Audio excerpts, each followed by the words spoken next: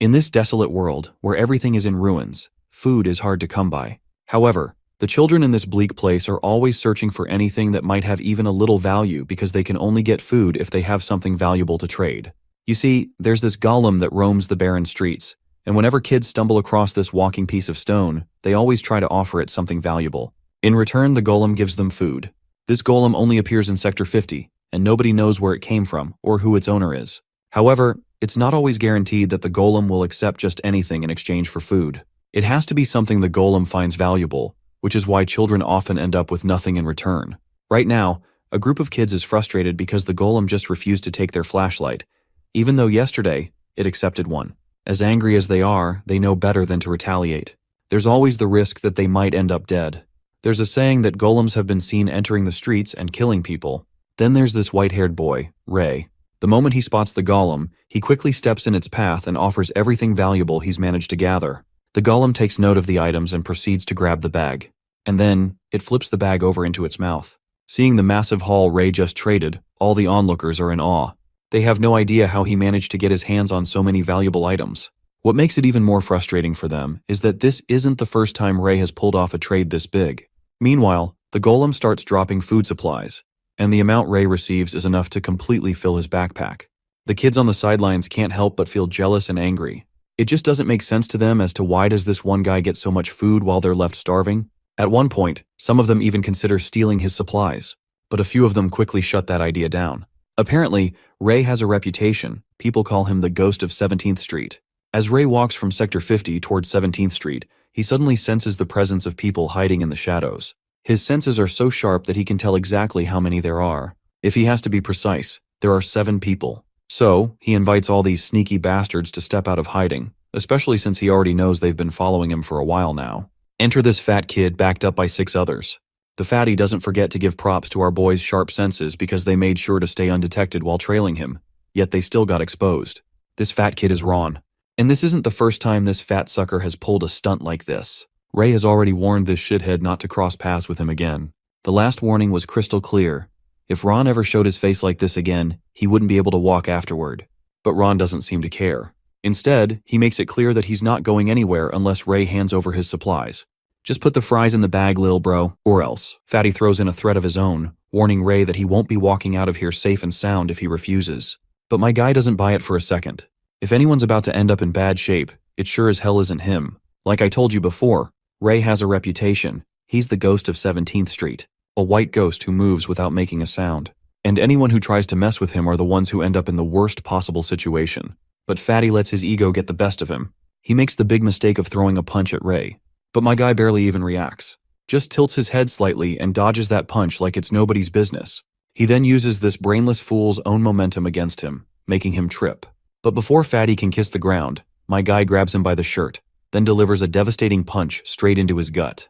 That one blow is enough to leave this bastard mouth wide open, and he hits the ground like a sack of potatoes. Seeing their so-called boss get wrecked effortlessly, the rest of the group starts flinching in sheer panic. But since they can't just back off in a moment this critical, they make the foolish decision to charge straight at Ray. The first one swings a bat, but Ray ducks just in time, then counters with a brutal elbow smash that turns the guy's face into a bloody mess. He then further follows up, taking down the next 2 just as easily. 1 hit per person. That's all it takes. And just like that, all 6 of them are one with the ground. Ray then turns back to Ron, who, upon seeing his impending doom, is cowering in fear. My guy makes it very clear, just because Ron brought a few more ragtag idiots this time, the outcome was never going to change. As he walks towards the fatty, the sucker finds himself cornered. Ray is now gunning for this bastard's legs in order to keep his promise. He already warned Fatty that if he showed his face again, he wouldn't be able to walk ever again, and my guy plans to keep his word. On the other hand, Fatty pulls out a dagger from behind his back, trying to threaten Ray. His hands are shaking, slick with sweat as he warns Ray not to come any closer. He keeps calling Ray a monster, but deep down, he knows this dagger won't save his sorry ass. Speaking of monster, there's actually a backstory behind that title Ray's been given. You see, ever since he was a child, Ray was very different from others. Whenever he got severe injuries, there was never any expression on his face, and that made people wary of him. Kids his age were supposed to cry when they got hurt, but Ray stayed expressionless. Even in desperate, hopeless times when the other kids cried, Ray was the only one who never felt sorrow, hopelessness, remorse, or anger. Not once did a tear fall from his eyes. and eventually the other kids stopped associating with the weird kid who just didn't react like they did. His lack of emotions left him completely alone. Even Ray himself acknowledges how emotionless he is, and he never wanted to be like this. He always wished to be a normal person, just like any other kid. It had always been his desire to learn and experience this thing called emotion in his life. But even now, 6 years later, he still can't feel anything. However, what he can do is read other people's emotions. And right now, he can tell that Fatty is getting as desperate as he can possibly get. Ray reminds this coward that not using blades is an unspoken rule here. He questions this shithead. Did he bring that knife because he actually planned to stab him from the start? Of course, Fatty spins some bullshit about how he just picked it up from the garbage earlier. But my guy can see right through the lie. Ray doesn't need words to tell when someone is lying. He can tell just by looking at the color of the vessel inside their chest. You see, Ray has the ability to see a world others cannot. Every person has a small vessel within them, and whenever they feel emotions, certain colors of mana fill those vessels. Anger, hate, and love create red mana. Ridicule and apathy show up as blue mana. Joy and excitement result in yellow mana. And there are countless other colors as well, making Ray's world burst with shades that no one else can see. Meanwhile, the Fatty continues to issue threat after threat, trying to intimidate Ray. But it's clear that this bitch is too much of a coward to actually use the sharp dagger he's holding. Ray can see the deep black mana in the bastard's chest, which shows intense fear. With every step Ray takes toward him, the Fatty's fear only intensifies. But our boy, on the other hand, is ready to deliver the punishment this fat sucker truly deserves. A while later, Ray finally reaches his home. As soon as he enters the little tent where the others are staying, he's greeted by a bunch of kids who've been eagerly awaiting his return. The kid with green eyes is Pale, the leader of the underpass children. All the kids crowd around Ray, smiling and clinging to him in happiness, proud to have such a dependable brother. Later, as they sit together, he instructs everyone to show what supplies they've gathered so far. Each kid presents the food they managed to snag. Some have pieces of bubble gum, others have chocolate bars. But it's clear that this isn't nearly enough to feed all 7 people present. Naturally, everyone starts feeling anxious, unsure of how to proceed. This is then that Ray displays his haul, and seeing the copious amount of supplies Ray is having, all of the kids perk up in happiness. Some of the kids even start thinking that Ray must have stolen all of these supplies from the golem. Well, there's a reason why Ray is the only one who manages to bring back this much food every time he goes fishing. You see, the golem only takes magic items with residual mana. Since these kids can't see mana, they have no way of knowing which items are rich with it. So naturally, they end up with nothing from the golem. Now that they finally have enough food, Pale steps up to split it among everyone. Thanks to Ray, they'll actually get to fill their bellies before going to bed tonight. All the kids line up youngest to oldest. The first to receive their share is Josephine, the youngest among them. While the food is being shared, Ray quietly steps outside. He sits alone, deep in thought, reflecting on their miserable situation. No matter how hard they try, it's never enough. At the end of the day, there's always someone going to bed hungry. He thinks about making a trip to the warehouse, where he might be able to gather a big haul. He wants to support these kids no matter the cost. After all, he owes them his life. For a bit of context, let's flash back to a year ago, when Ray was buried in the snow, slowly freezing to death. It was these same kids who found him and pulled him out. At the time, Ray had already accepted death. He thought it was fine to just fade away in the cold. But these kids saved him unconditionally. They didn't expect anything in return. They didn't care about repayment. But Ray has a principle. He always pays his debts. Whether it's a favor or vengeance, he never leaves it unsettled. As he sits there lost in thought, Pale joins him, reminding him that he should get his share of food too. But Ray casually declines, claiming he isn't hungry. Unfortunately, his grumbling stomach betrays him. Without a word, Pale breaks his biscuit bar in half and hands one piece over to Ray. Just then, rain starts pouring, but it's not normal rain. The droplets are black. It seems to be a common occurrence in this desolate world. There are rumors that this black rain is the result of mages using too much magic. Apparently, mages live in the lower numbered sectors. Pale is convinced that the golem is something sent by a mage. But Ray isn't so sure. He thinks the golem might be a machine. Pale quickly disagrees. He's certain that magic is what keeps it moving. Well, Ray doesn't argue, because he's actually seen the golems using magic with his own eyes. Whenever a golem walks around, it sucks up mana from the surrounding atmosphere, drawing it into its core. That mana then mixes within and is expelled as a black gas. So there's a high chance that this gas is the cause of the black rain. Ray is convinced that there has to be a connection between the black rain and the black gas. That's when he suddenly remembers something important. Without another word, he pulls his hoodie up and tells Pale he's heading out for a bit. Naturally, Pale is against this idea. The rain is too heavy today, so much that even rivers are overflowing. But Ray doesn't care. He has to do what he has to do. And with that, he dashes off, leaving Pale sighing in frustration. Of course, Ray has a solid reason for doing this. You see, when it rains, everyone shelters inside their homes to avoid it. They believe that even a single drop of black rain touching you is enough to make you sick. However, Ray knows he can shield himself from the rain, making things easier for him. Once he reaches 18th Street, also known as Limpfoot Hector's Ration Warehouse, he sees the thugs inside having the time of their lives, playing and gambling. It's clear that Ray knew these idiots would be gambling on a rainy day, which is why he chose today to make his move. Since no one guards the warehouse on rainy days, it gives Ray the perfect opportunity to sneak inside. The place is completely dark, but Ray has a solution for that. Since the air is filled with an abundance of mana with hundreds of colors, Ray begins drawing in specific colors of mana, mixing them according to the right formula, and ignites fire in the palm of his hands. Although he doesn't know the exact principles of magic, he can use it just fine. Still, controlling red mana is a bit harder for some reason. With the light from the fire, Ray starts checking the supply boxes. As he goes through the supplies, a dagger suddenly whizzes by. It's so close it grazes his ear. It seems his presence has been noticed by the bastards inside, and they don't like the idea of some rat trying to steal their rations under their noses. Turns out, these bastards were hiding behind a pillar from the start, almost as if they were expecting Ray to show up. There are 3 of them in total, and they seem to know exactly where Ray is hiding. What's even more concerning for Ray is that he didn't expect these bastards to be equipped with night vision goggles. They throw their daggers again at Ray, but he dashes down, dodging them left and right. Seeing this, the goons with the night vision goggles are baffled. To think that a kid could dodge those daggers in this pitch-black place is just insane.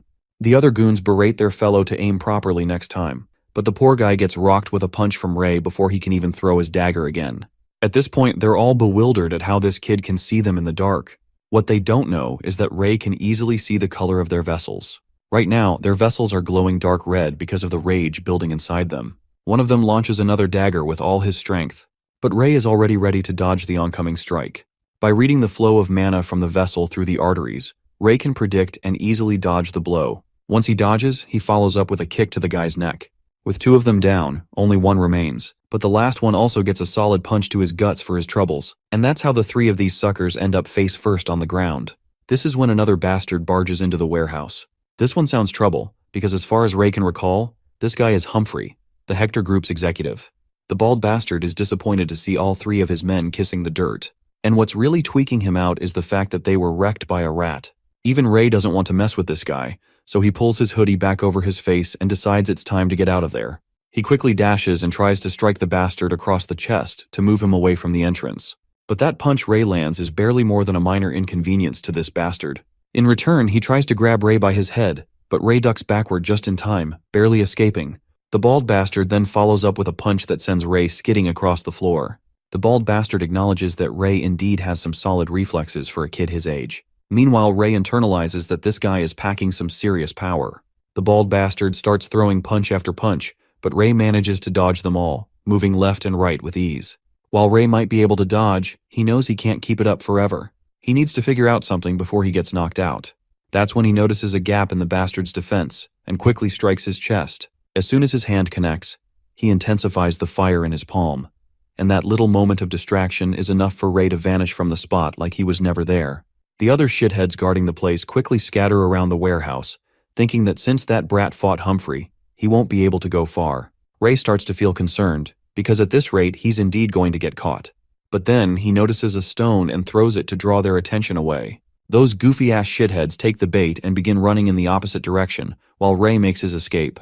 He's finally succeeded in looting the infamous Hector Group's warehouse, but he knows he's dead if they catch him. Though Ray isn't afraid of dying, what he fears is that if he's not around, the kids won't last long in this unforgiving world. Suddenly, the bastards catch up to him, so Ray picks up his speed. But soon he finds himself facing a dead end.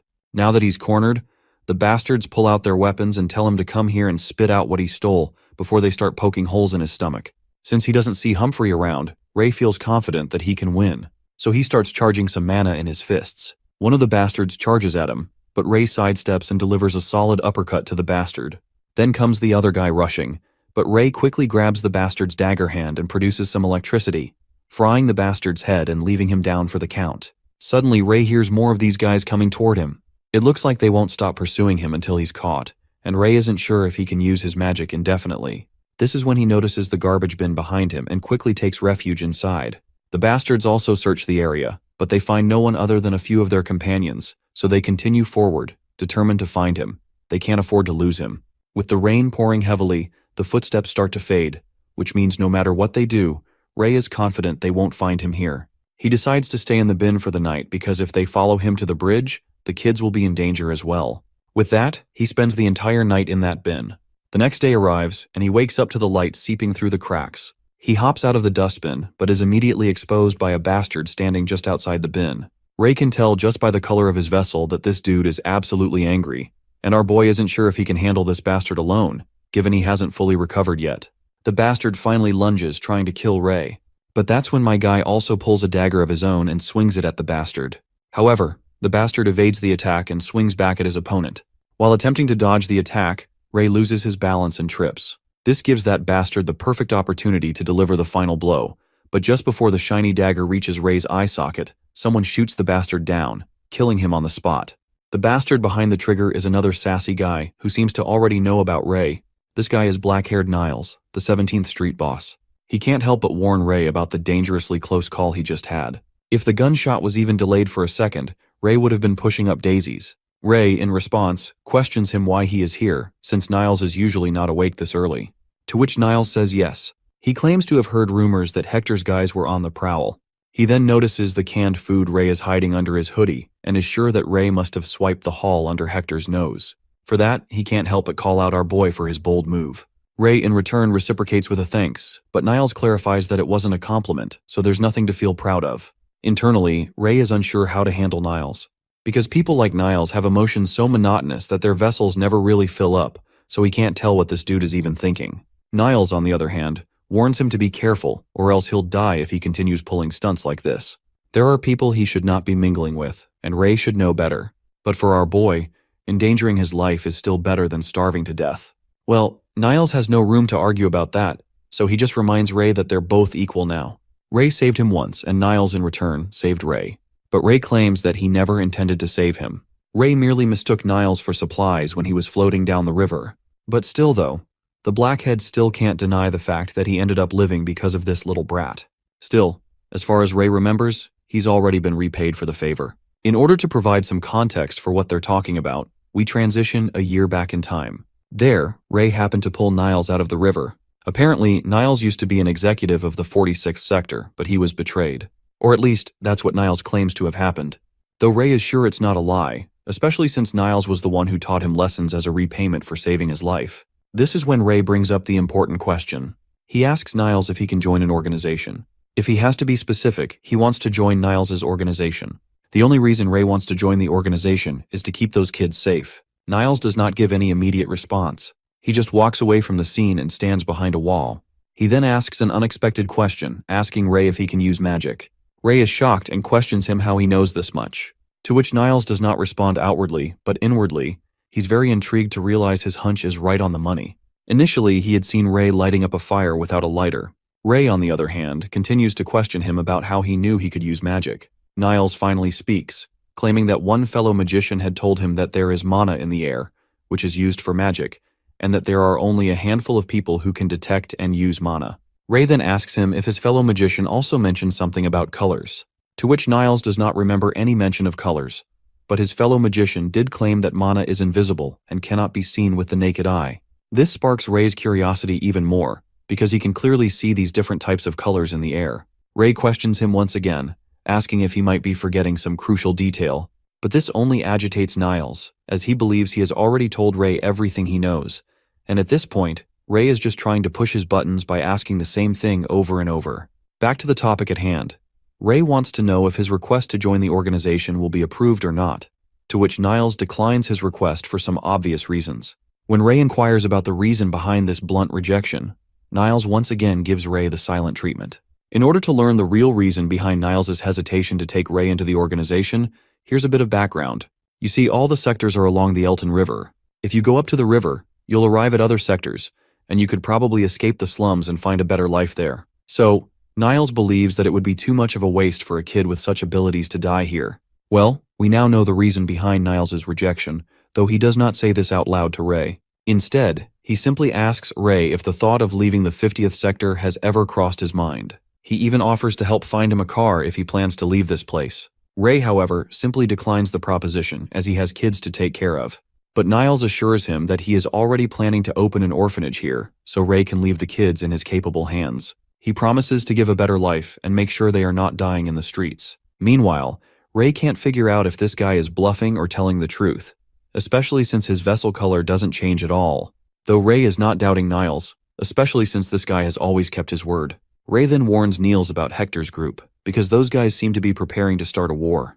Ray knows this for a fact because he had seen them receive truckloads of weapons. But it looks like Niles knew about this already.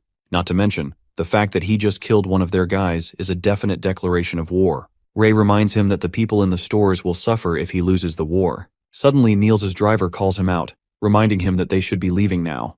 With that, as Niles makes his way inside the car, he reveals to Ray that it's going to be a war zone here, so Ray better find another hideout if he can. Before leaving, he throws this little potion bottle to our boy and tells him to heal his injured ear with this. With that, he leaves the place in his car. We then get back to 17th Street near Central Square, where we meet one of the kids from the Underpass Children's Group. The kid gets excited to see Ray finally back, but his happiness quickly morphs into worries when he notices Ray injured.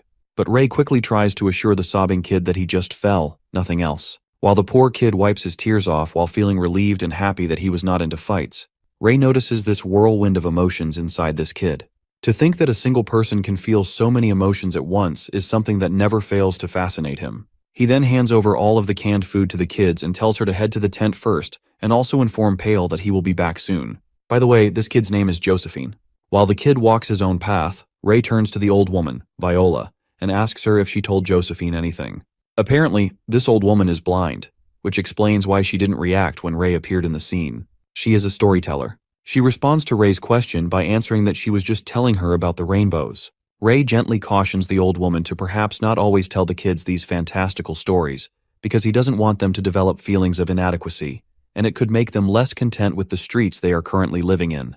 But Viola believes that children should be encouraged to imagine and dream beyond their immediate surroundings. Ray takes note of the color of her vessel, and it appears to be purple. But he is not sure what feeling this purple color might represent, because he has never seen this color in anyone else besides Viola. Ray then warns her about the impending conflict that is looming on the horizon, and advises her to consider moving to another street before things escalate. After this little exchange, our boy walks away, while Viola can't help but to notice how considerate Ray is for a child. The next morning, our boy runs some errands as a delivery boy. When the shop owner opens the gate, he is surprised to see Ray in front of him, since he was expecting Ron to show up with deliveries. While my guy pretends not to know, deep down in his mind, he can't help but to think how that unfortunate fatty got both his legs broken, so he is essentially a helpless person. Ray then politely inquires the shopkeeper if he is not planning to evacuate, as there won't be any customers if a conflict arises. But the shop owner claims that he has nothing other than this store, and as for the war, he is quite certain that it's not going to happen. Hearing this, Ray gets intrigued and inquires about the reasoning, to which the shop owner explains that Hector's group and Neil's are currently in discussion, so if things are resolved peacefully, there won't be a conflict. Right at that moment, the gate of the room where the meeting was going on opens up, and we see a group of men from Hector's group. The man with scars all over his face is actually the leader of 18th Street, whose name is Hector, the leader of the Hector's group. My guy quickly pulls his hoodie over his face. Hector, on the other hand, is intrigued by the fact that a child is working in this place while all the adults have fled. He then places his hand over Ray's neck as a gesture of appreciation for the hard work Ray is putting in. He then further gives the little one some coins and tells him to treat himself well. With that, they proceed to leave. But it is then that the bald man Humphrey notices Ray's injured ears, so he quickly turns towards our boy. It doesn't take long for Ray to sense the shift in the atmosphere, so he quickly hides his ear because he knows he has been recognized. But before the bald man can react, his boss calls out to him, telling him to stop standing there idly. Eventually, they all leave the place in their nice car. Meanwhile, Ray knows that Humphrey had recognized the wound on his ear, but he is not sure why that man left without saying anything. Ray and that shop owner then hurry to Niels to inquire about the outcome of the negotiations. And sadly enough, the only thing Niels has to say is that the negotiations failed. So the conflict is inevitable. The shop owner is dismayed to hear this news. Niels then elaborates that the terms Hector was demanding were simply unreasonable. He basically wanted Niels's entire organization to submit to his control, which is even worse than engaging in a conflict with those men. He then apologizes to both the shop owner and Ray and advises them to remain cautious and stay in the hideout. After leaving the shop, Ray walks alone through the streets. As he does, he reflects how difficult it would be to navigate the streets if the conflict were to break out. In order to prepare for the impending crisis, he decides to gather as much food as possible beforehand. Suddenly, he notices Humphrey in the car, which Ray finds very suspicious because he had never seen a car like his in Sector 50, so he decides to investigate. Later, we find ourselves at the entrance to Hector's group on 18th Street. The big boss himself, Hector, is acting as nothing more than a subordinate in the presence of this man who emerges from the car. The man's presence is commanding, and it's still unknown who this figure actually is. The monocle over his left eye only makes him even more stand out. Even Ray doesn't seem to recognize this man. He then takes note of this man's vessel's color, which is dark blue, and calling it black wouldn't be incorrect either. That color resembles the mana of golems when they move. Also, he is curious about the rings around this man's vessel. Not only that, there is a significant amount of mana surrounding the rings as well, and it's as if he is using those rings to contain the mana from escaping. He is certain that that man is dangerous, and he needs to inform Niels about it. The scene transitions to 17th Street, Niels' group, where we can see that Niels' men are also preparing for the impending battle. Ray also arrives there and startles this guard by appearing out of the blue, because he is unsure how Ray even got inside the base. To which Ray states that the gate was open. He then inquires about the whereabouts of Niels, to which the man explains that his boss went out to prepare for the war, and it's dangerous, so Ray should also be leaving as well. Since Niels is not here, Ray decides to simply convey his message through this guard, but he is unsure how to explain to this guard that those guys have a magic user in their ranks. So, he simply tells the guard to relay the message to Niels that he should be wary of the man with a monocle. Later, Ray returns to the kids in the tent, but Ray sits outside accompanied by Pale. Pale questions him about his opinion regarding who is going to emerge victorious in this conflict. Well, Ray is uncertain about which side to support, especially since both groups seem to be evenly matched. Personally, Ray is rooting for Niels, because he believes it's the only way the safety of the children can be assured. If Hector wins this war, the street children will be sold into slavery. Suddenly, they hear a terrifying noise, which puts Ray on high alert. The scene then quickly shifts to 17th Street, where Niels' soldiers are trying their best to fight off against these golems, but all of that barrage of bullets has no effect on these creatures. In retaliation, the creature unleashes a massive amount of dark blue magical energy that decimates everything in its path. And as if that is not enough, the golem dispatches those men with his bare hands like they were mere tomatoes. The one manipulating those golems is, of course, this monocle-wearing bastard. He is feeling very pleased with his creations, and further commands them to eliminate everything here. We then transition back under the bridge where the kids live. While Ray is planning to join the fray, Pale quickly grabs him by the hand and stops him from going. As they are arguing about who should go and assess the situation, their skirmish ends up waking Josephine up. But Pale quickly tells her that they will be back soon enough, so she should go back inside the tent and have some sleep. Finally, Pale concedes to our boy's insistence. He decides to stay with the children here, while he gives Ray the green light to venture further. He also tells him not to go too far and to return as soon as he figures out what is happening. After promising to return as soon as possible, Ray finally reaches the scene, and everything is in a state of chaos. The aftermath of the battle is brutal. Everything is engulfed in flames, and the soldiers are scattered around with missing limbs. The one red-haired soldier we had seen before still seems to be alive. He reveals to our boy that those bastards had brought golems with them, and the man with the monocle was controlling them. He then warns our boy to flee before his life is extinguished. He dies on the spot, as he is also torn apart into two equal pieces. It breaks Ray's heart to witness this unnecessary bloodshed. He closes the poor soldier's eyes, grabs the dagger from the ground, and decides to proceed. He is certain that the way things are going, Niels is bound to lose, so he wants to assist him in any way he can. While Ray is occupied, we shift back to the bridge at the same time, where all the children live. Well, it appears that not even the children were spared. They have been brutally slaughtered, and only Pale remains, holding Josephine in his arms. The one behind all this bloodshed is one of the golems we had seen before. The soulless bastard begins to coalesce this dark blue energy in the palm of his hand to unleash it upon Pale, while Pale, on the other hand, sheds his last remaining tears as he wishes for Ray not to return. The 17th Street of Central Plaza had just gone up in flames. The man had arrived exclusively late to the horrific scene. All he could see were the corpses of Niles' underlings. But strangely, his own corpse was nowhere to be found, indicating that he was still alive. A loud rumbling took his attention from behind. Ray turned around quickly, realizing the direction it came from. Understanding that, he ran towards the tent. When he got here, panting and exhausted from all the running, it was yet another dreadful sight. He witnessed the remains of someone right up ahead of the golem monster. Filled with rage, Ray moved to attack this monster with his flaming sword. But the monster quickly turned back with its sharp senses and executed a heavy gut punch against the boy's stomach. Bro came at him with a full Mike Tyson swing. Anyway, Ray felt immense pain as he crashed into a wall. On the brink of defeat, he doesn't want to give up and hopes to assure his loved ones are all safe.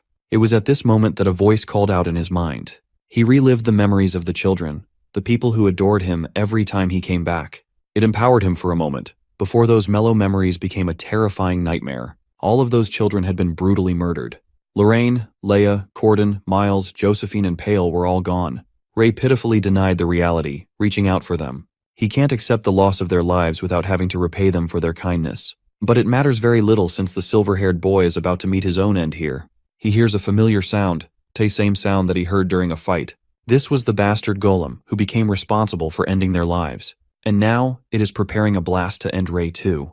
These helpless children as well as Niles's men, and even the people in the street. The bloodbath that followed was all because of this monster. Ray took it upon himself to exact revenge no matter the cost. He uses every fiber of his being, every last bit of his energy, pooling it together until he has enough to stand. But Ray's body didn't obey until a powerful car was chucked at the golem from out of nowhere, sending it crashing away. From inside the vehicle comes out Niles, who rescues Ray. Thankfully, the kid hasn't received any major injuries, but the boy is dreadful and discouraged to share the news of the deceased children.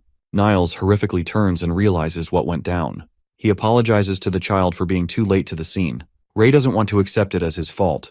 Niles, realizing that the boy is deeply grieving and blaming himself for their lives, hugs him for comfort. As for his subordinates, they're all dead. The one responsible is definitely Hector, who called mages from the outside to kill them all. The question is, what's he going to do now? Niles intends to return to the street in the hopes of scouting for survivors. Before he's about to talk about his next part of the plan, Niles is shot with a damn laser beam right through his chest. Ray's eyes turn to shock as he sees the golem standing behind, having just dealt the final move on Niles. Poor guy's got a hole in his chest and he's still smiling. What a man. Niles collapses in the boy's arms, with Ray despairingly calling for his name. He doesn't even know what happened just now. His heart beats incredibly fast as he remembers training with Niles and sharing all his memories. The boy's heart beats with a vengeance to confront the damning golem who killed off everyone he cared about. The golem aims to kill the boy, but this time, Ray's the one fuming with the thoughts of killing everything in his path. Black rain poured. There was loss, defeat, and guilt. But more than anything, what Ray wanted the most was to escape from this horrifying nightmare and wake up to correct everything. But this was just the reality he could do nothing about. The golem pointed its hand towards him, aiming to finish the boy. The boy in response does the same, his powers charging in a bright red. Both of them prepared their one final attack and at last released the two beams. The destructive beams collided with each other, but one thing was different about Ray. He was an emotion, not a robot. He had reasons and emotions to fight for. That's why his attack became overwhelming for the golem. The fiery storm of hellfire erupted and engulfed the creature, reducing it to nothing but rubble. By the time his attack ended, molten remains were carved into the earth's flesh. Next, the boy hurried to try and help Niles to wake up. He didn't want him to die no matter what happened. Interestingly, Niles was still breathing his final moments. He is in extreme agony and never thought he'd get a peaceful death. But the last thing he expected was that he was going to die today of all things. Reflecting that he's got no reflections in his life, Niles calmly accepts that he accomplished a lot from where he started off. But he made the mistake of struggling much later in life than he should have, which makes him regret and feel guilt about the situation. Niles was just around the boy's age when it happened. Ray wants to leave and find medicine from the car, but he is stopped by the much older man. He wants the kid to do one thing, and that is to leave this wretched place. Niles wishes for the boy to live a better life elsewhere. They've always shared a close connection as if they were brothers. But now, Niles only wants the best for Ray, to reach the top instead of staying at the bottom. Saying those words, the last bit of life extinguishes from Niles's body as his hand slips away from the boy's palm. Now he was no more in this world. Ray only had moments to accept what had just taken place. Before long, he was filled with fury and despair, roaring into the rain of the first emotions he ever felt. After that, the kid sat near the wreckage and didn't move for a while. He's still in pain and shock, unable to describe what happened as anything but a dream. Just recalling the horrific massacre of yesterday, the people he lost and his emotions spiraling like crazy. Something was different about the situation. Ray casts a bit of flame in his palm, realizing that his emotions are directly correlated to the strength of his fire spells. But also overdoing it can easily extinguish his spells too, which happens just now. Ray realizes that he can't wait any longer and decides to move. The deceased bodies of his loved ones have all been cared for. His next mission is to exact revenge, no longer caring about the moral consequences of his actions. Back to the 17th Street, the pile of bodies are being collected. Everyone now knows that Hector won by a long shot, and that everything here will get so much more difficult from now. The scumbags make fun of Niles for not accepting their offer. Ray's already here, having located his targets with a knife in his hand. Suddenly, he's grabbed by someone from behind and instantly swipes the man's throat clean with a single slash. But that slash wasn't deep enough to kill this guy, and he tries his best to reason with the kid. Ray doesn't care about who he's fighting, as his only goal is to annihilate the entirety of the Hector group as a whole. He slashes the hell out of this guy's body, giving him a shock to the system. He can't fathom how this kid is even stronger than he was before. If he doesn't respond properly, Ray's going to beat him decisively and end his life. So he willingly allows himself to get stabbed in the shoulder, which is a shock to Ray. But this moment is met with an equal trade-off as the man hammers Ray down with a powerful punch. He understands how foolish and reckless the boy is for risking his own life for revenge. That's why, at this moment, the man gives him an offer that's going to please Ray. Egghead reasons that he shouldn't die like a dog in an effort to exact his revenge. The boy gets up and learns from the man that he's been closely observed for a while now. He wants the kid to hear him out on this one time. Silent Humphrey. They call Egghead that because he's the most silent assassin out there. And now Humphrey is the one who's making the face of desperation, which is proof enough that he isn't going to deceive the boy. Ray accepts hearing him out and learns that Humphrey wants the kid to leave the sector. His reason is to find the man's brother, who Hector sold off in the City of Mages. Hector mentioned that if Humphrey worked under him for a decade, he'd reveal the location of his brother. That's the sole reason he's been working for him. And right around this time, he believes his brother should be around Ray's age. But it isn't clear to the boy why he should take on the request in the first place. Humphrey finally reveals Ray's secret. He understands that the kid knows how to use magic. It comes as a shock, but Humphrey continues that he was certain after seeing his fight in the warehouse. Despite the boy's small use of magic right now, it still won't be enough to defeat Hector as he stands. After all, Hector is always guarded by an extremely powerful mage, so the chances of killing him on a whim are next to nothing. The pitch-black mana emanating from that mage is fearful enough. Humphrey describes this image as a demon. On the off chance that someone from their side tries to betray them, that mage freezes them entirely. Humphrey vividly recalls a guy suffocating to death with a bowl of water placed around his head. That mage is just too powerful, extremely powerful. That's why he wants the kid to leave this place for the time being, so that he can exact his revenge much later in life when he has the chance. Ray can't deny Humphrey's rationale after all. He's yet to learn magic and only used it by what he assumed was right. If he's fighting an excerpt mage, he's going to have zero chances of winning that encounter. The City of Mages is near the upstream of the Elton River, and only mages are allowed to step foot inside. Humphrey gives the boy all the saved-up money he collected over his life. The same goes for information on his brother's personality and characteristics. Ray is shocked that he's being entrusted with the money. After all, he could always betray Humphrey. But after seeing the boy for a while, this guy knows that the kid is one to maintain his promises. And he's seen enough from the boy to conclude that he can easily advance to a higher-level sector. Humphrey supports Ray the same way Niles once did. He insists the boy hurry and come to a decision as they have little time. Ray makes up his own condition. He wants Humphrey to properly take care of the corpses at the underpass, and then he'll search for his brother. It's an easy deal and Humphrey easily accepts. Ray decides to go, claiming that he'll return in one piece. Yes, the One Piece is real. Ray ran as fast as he could to ensure no one followed him. He arrives before Grandma Viola, tossing her a coin to ask a quick question. The granny happily inquires what the boy asks of her. Ray wants to confirm if the story about the rainbow is true or not. He wonders if he'll finally be able to make a wish upon encountering a rainbow. Ray dives into an old memory that he shared with one of the underpass kids. He joyously talked about the tale of the rainbow and how anyone would be able to make a wish if they found the point where a rainbow touches the ground. Ray thought about it with seriousness for some reason, and that leads to the current day. The granny concludes that rainbows do exist, even if the wishing aspect is ignored. The boy senses that there's no hesitation in her mana, always remaining a clear purple like always. The kid remembers when he asked Humphrey, who was reminded of the time he was asked about a rainbow from a kid too. That same mage was also looking for a rainbow, which also means they have proof of their existence. The boy questions Viola if he will be able to resurrect the day upon discovering the rainbow's end. Instead of giving him a clear answer, she ambiguously states that anyone can make any wish come true, so maybe it's true. Does it feel like the granny is gaslighting him here? Because I really can't tell. What do you guys think? Viola claims that rainbows are hard to find and nobody knows where they are. But her answer is enough for Ray, who leaves and departs Viola with a request to find a new place. Anyway, Ray is now on the outskirts of Sector 50. He's observing the coordinates that Niles wrote down. Reading them, he locates the vehicle. Niles prepared a 4-seater sedan just in case. The boy reaches for the door handle when one of Hector's lackeys comes out to catch him. He wonders if Niles gave him an order to retrieve the car, and just to fuck with the boy's emotions, he provokes him by asking about Niles' emotions. Ray was confident that he wasn't being chased by any more of Hector's men, but it turns out that one caught up to him. Regardless, he can't waste time and clutches the door handle to get inside. The man bolts at him, and before Ray's about to close the door, the man catches it open.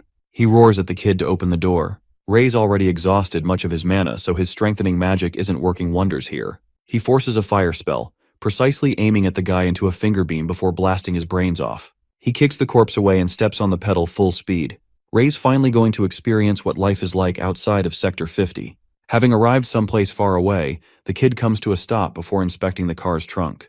He's rather surprised that Niles was so well prepared that he stashed enough water and food supplies in the back. Still, it's going to come to use since he won't be arriving into the next sector before a bunch of days pass. That night, Ray lit himself a fire and decided that it was important to get more information on magic in the next sector. As for what he knows for certain, Ray understands that there are 2 forms of mana. The first is red mana, which can be used without any preparation. The second mana requires numerous colors to be utilized all at once. Mana isn't just easy to manipulate. However, after channeling certain emotions, he can utilize some of it more easily. Rage is just one example. His activation trigger is Rage for now, and that's how the boy is able to cast that kind of mana. Unfortunately, he has hit his limit. Anytime he loses concentration on his emotions, the mana ends up slipping away. So he decides to play with the combinations next. Forging a bunch of different colors in his palm, the boy observes something interesting taking place before his eyes. But unfortunately, nothing becomes a product of this combination of mana. Certain types repel each other, and combining colors requires immense effort, which also takes a toll on his mental energy. But in response, some combinations work well in unison. He wants to play around with the experimentation for now. It wasn't as needed before, but his circumstances are now different. Ray has got every reason to do so, in order to get what he wants. He drives around before coming to another stop the next day. Today, he was able to play around with a bunch of different combinations to cast ice, wind, and earth-type magic. The boy wonders if he can utilize mana inside his vessel and then use it whenever needed. It would make his conjuring process a lot easier if that happened. It's kind of like mana circles surrounding a mage's vessel. Ray is ready to find something like that after he reaches Sector 49. As for Sector 50, let's see how things are holding up near the bridge. Hector's men are searching around, but they've found no traces of the golem. Hector suddenly orders one of them to hold the end of his cane. This guy is sweating bullets while apologizing to his master for failing the task. But Hector's shown to be a very no-bullshit guy who doesn't like men that fail him. The poor guy taps the end of his cane before his hand experiences a jolt of electrifying pain. He is quickly turned into a block of ice, as an example for others. Hector then pushes the statue down, calling him a useless piece of trash. Another one of his men reports that they've found traces of the golem around the area. Hector's intrigued to find that there's a certain kind of mana lingering in the air. That means some powerful magic was used. He could also sense mana lingering from nearby. When he goes up to inspect the traces, Hector asks his men if someone actually lived here. The underling reports that a bunch of street children lived here, orphans that are probably no longer here to avoid war. But Hector is shocked. He can't stomach the thought of an orphan using such magic. The very thought of it makes him succumb to a maniacal laughter. The fact that one boy was able to conjure a powerful magic and its configurations all by himself. The very thought of it seems impossible. So he clings to a more reasonable theory, that another mage must have come here to destroy the golem.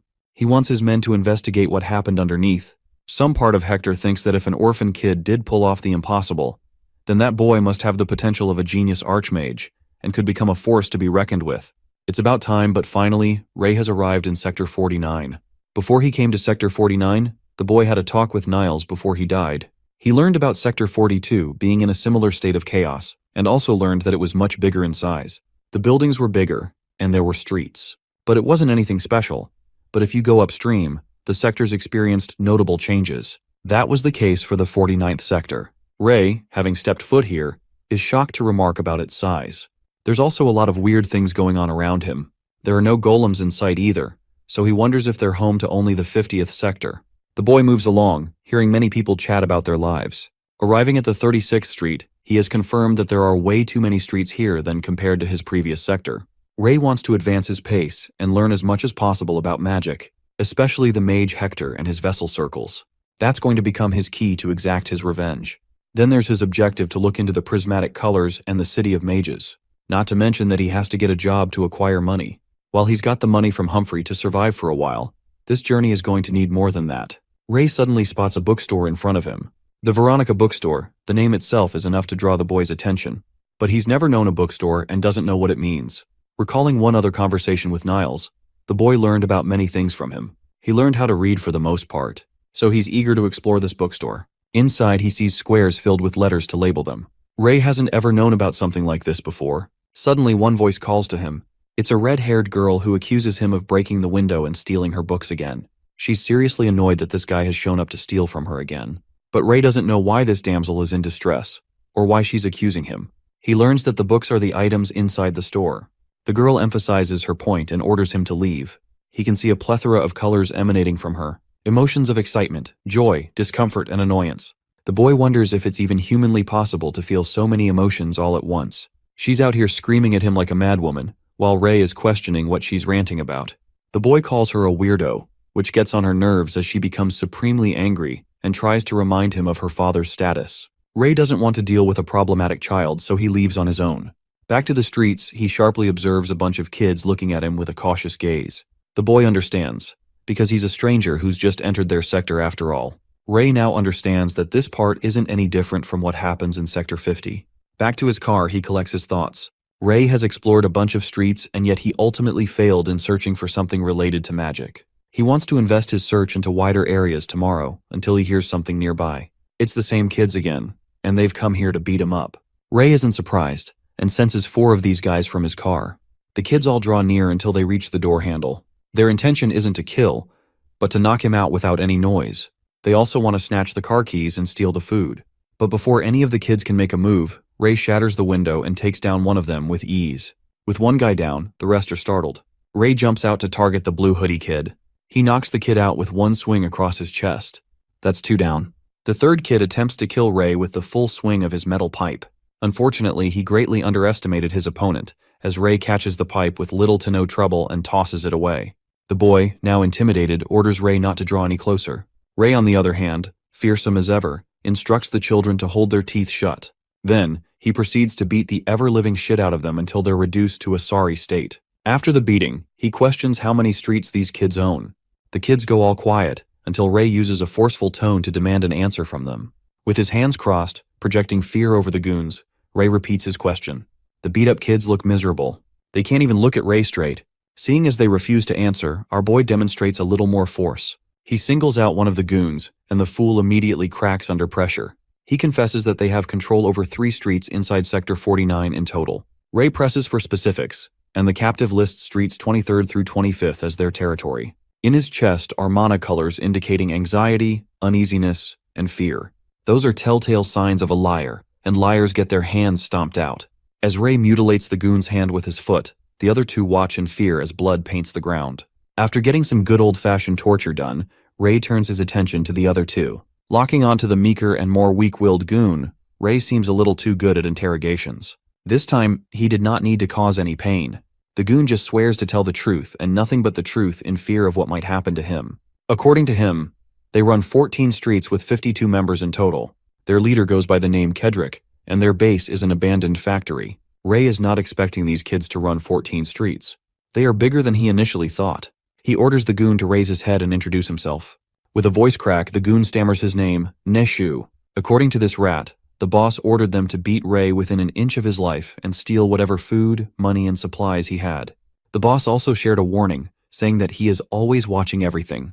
Hidden in Ray's blind spot, the 4th hidden goon makes his move. He jumps from the car's roof and aims a blade at Ray's back. Unfazed by the incoming threat to his life, Ray's mana boiled and stirred. He manipulates the blue wind mana, knocking the ambusher away without even lifting a finger. On top of that, the wind kicked a lot of dust in the air, blinding the knife-wielding goon. The next thing you know, he's out like a light with 2 clean hits to the face and body. Ray slowly steps in and watches as the ambusher bleeds in agony. He grabs the sneaky fucker by the hair and lifts him up like he weighs nothing.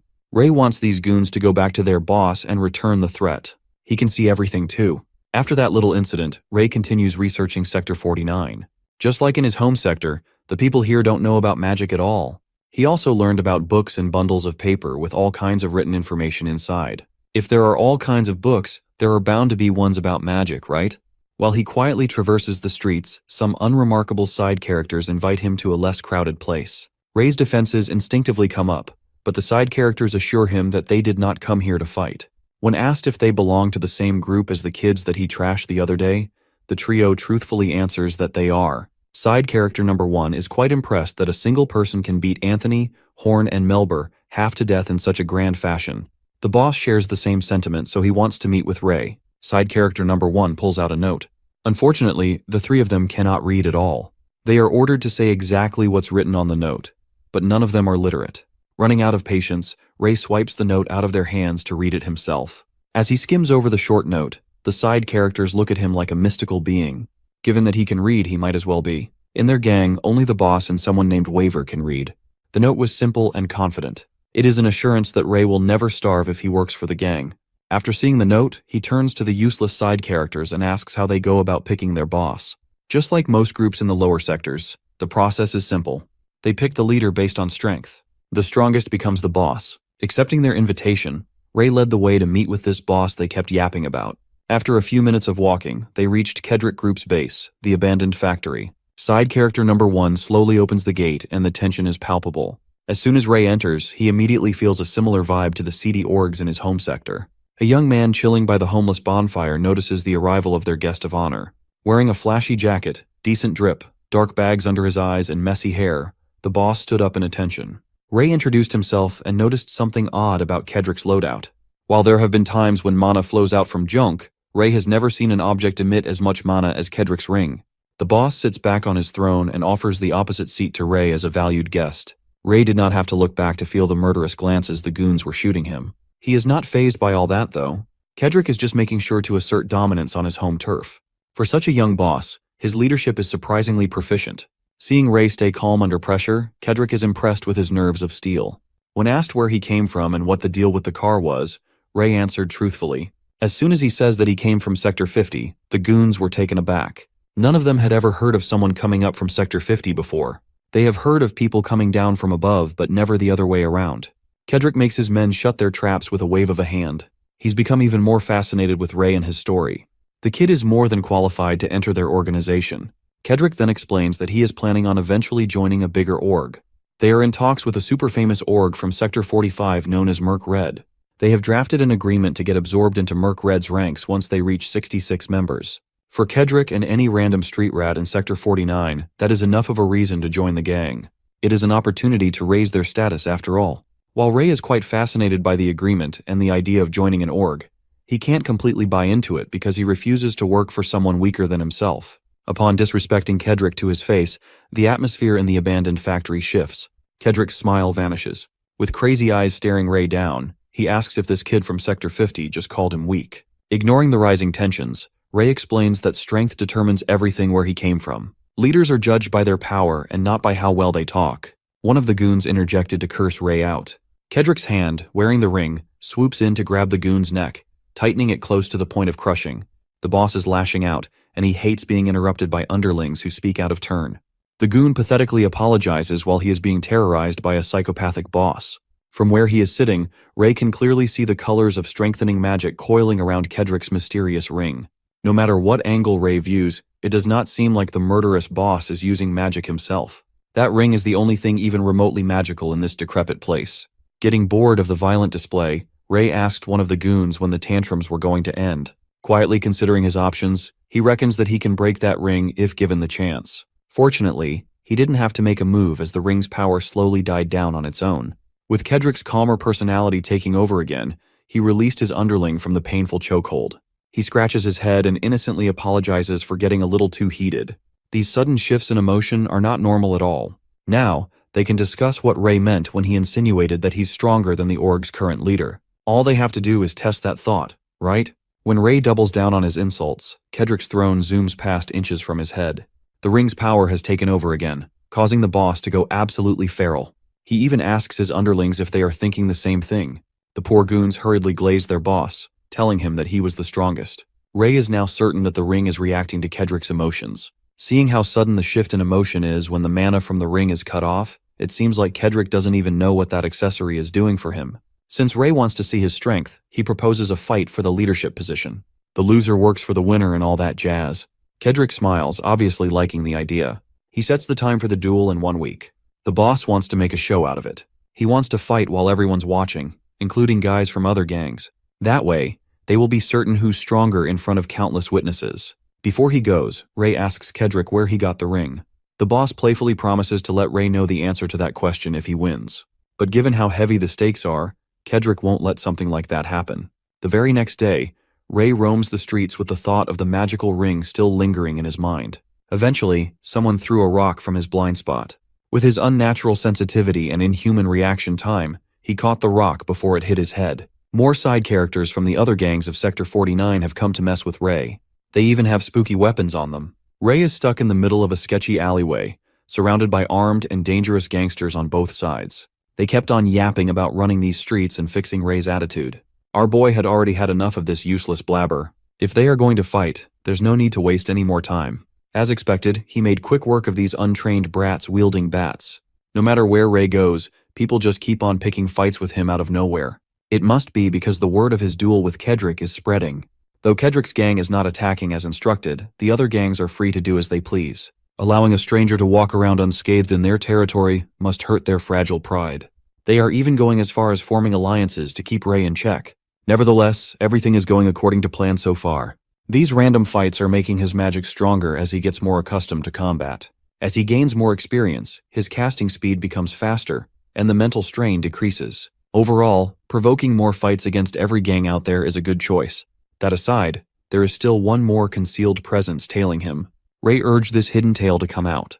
The young man, wearing a messenger cap and glasses, immediately knew that hiding was useless. He's been tailing Ray for a while now. He's become accustomed to his gray hair and expressionless face. In the streets of Sector 49, Ray had been dubbed as the Hunter. Glasses walked out of his hiding place to face the fearsome Hunter of Sector 49. Ray assesses the stranger up front. The kid is smaller than the usual gangsters. He's going around alone, and he doesn't look good at fighting either. Walking while cracking his fists, he warns the nerd to take the glasses off so they both won't be hassled by the breakage. Glasses hurriedly clear up the misunderstanding.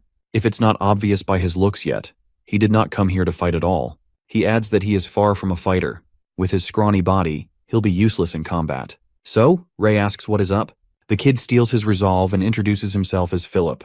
And scrawny Philip here has an offer for Ray. After hearing his spiel, Ray decides to follow Philip for now as they traverse the slums of Sector 49. You see, Philip's place of work is located near the eastern garbage dump. He's heard a lot of rumors about the so-called hunter named Ray. Wherever in town, the hunter is all everyone talks about. It seems like Ray earned such a menacing nickname after crushing multiple groups of gangsters by himself. After a few more minutes of walking, they finally arrive in front of an unremarkable building. Philip opens the door, and the harmonious sounds of community, commerce, and cooperation hit Ray like a ton of bricks. The place is huge. Philip formally welcomes Ray to his business venture, the Philip Hotel. Ray estimates that there must be over 100 people inside right now. More accurately, they have 186, including those working outside. Ray also realized that everyone here has something in common. It looks like every resident will have a hard time if they join another more violent group. They're all either young or small in stature. Philip explains that Sector 49 contains a lot of mines. That means a lot of adults die on the job, leaving a lot of orphans without any sort of support. Because of that, there is always a ton of work to do in every industry. Some businesses are willing to hire even children with such a massive manpower shortage. There are too many directionless youths for even the gangsters managing the streets to handle. So, in exchange for holding a monopoly over jobs with a couple of groups and businesses, Philip agreed to pay small bribes to secure work for his people.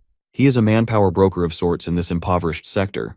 His people are provided with low-cost shelter and job security. Despite his